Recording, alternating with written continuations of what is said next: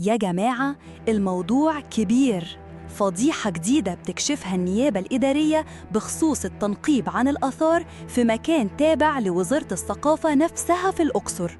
إيه اللي حصل بالظبط؟ وإيه أبعاد الموضوع ده؟ خليكم معانا عشان تعرفوا كل التفاصيل الصادمة. الكشف عن بلاوي التنقيب. النيابة الإدارية في مصر كشفت عن تفاصيل خطيرة جداً بخصوص واقعة التنقيب عن الآثار دي. عارفين إيه؟ ده حصل وإحنا في زيارة وزير الثقافة لمقر تابع لوزارته في الأقصر.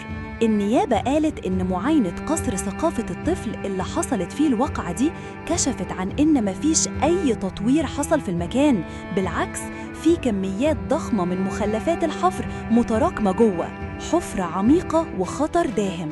الموضوع مش بس مخلفات حفر، النيابة أكدت وجود حفرة كبيرة جداً عمقها أكتر من 4 متر في إحدى غرف الدور الأرضي، ودي طبعاً مشتبه إنها لأغراض التنقيب عن الآثار. والمصيبة إن الحفرة دي ممتدة لبره المبنى، وده عمل هبوط أرضي وحفرة قطرها حوالي 1.5 متر في الشارع العام نفسه. متخيلين الخطر؟ مش بس كده، المعايلة كشفت عن إهمال جسيم تاني في كميات مياه جوفية رهيبة متراكمة جوه غرفة الكهرباء والمحولات، وده طبعاً بيشكل خطورة داهمة جداً على المبنى والعاملين فيه. تحقيقات ولجان فنية. النيابة الإدارية عشان كده أمرت بتشكيل لجنة فنية من متخصصين في الأقصر وإقليم جنوب الصعيد الثقافي عشان يفحصوا الواقعة دي بسرعة ويطلعوا تقرير فني شامل بكل التفاصيل. وده بيجي بعد ما وزير الثقافة نفسه كان قرر يحول عدد من المسؤولين في إقليم جنوب الصعيد للتحقيق بعد زيارته لقصري ثقافة في الأقصر. مفاجأة الوزير ومخالفة جسيمة. وزارة الثقافة نفسها أصدرت بيان رسمي يوم الأحد اللي فات، وقالت إن خلال زيارة الوزير الدكتور أحمد هنو لمحافظات الصعيد عشان يفتتح قصر ثقافة أخميم في سوهاج، اتفاجئ بأعمال حفر ومعدات للتنقيب عن الآثار.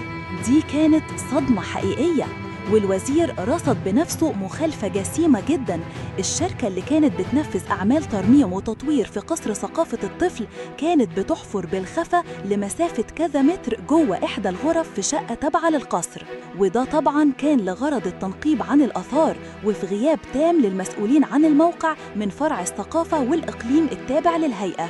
إهمال لا يصدق. مسؤولين للمحاسبة.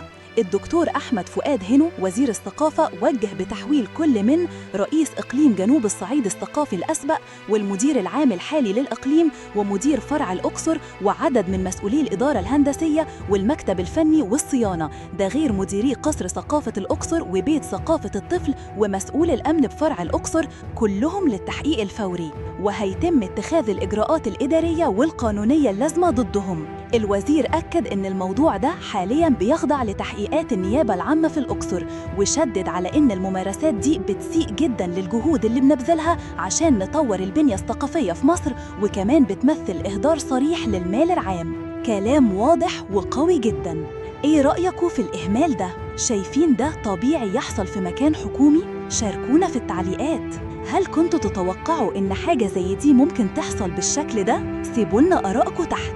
بس كده، دي كانت آخر التطورات بخصوص فضيحة الآثار في الأقصر. نتمنى إن التحقيقات توصل للحقيقة كاملة ويتم محاسبة كل المذنبين. لو الفيديو عجبكم واستفدتوا منه ما تنسوش تعملوا لايك وتشتركوا في القناة لو لسه مشتركش، وتفعلوا زر الجرس عشان يوصلكوا كل جديد. ولو تعرفوا حد مهتم بالموضوع ده اعملوا له شير عشان المعلومة توصل لأكبر عدد. شوفوا فيديوهاتنا التانية اللي هتلاقوها على الشاشة دلوقتي، ونشوفكوا في فيديو جديد. مع السلامة.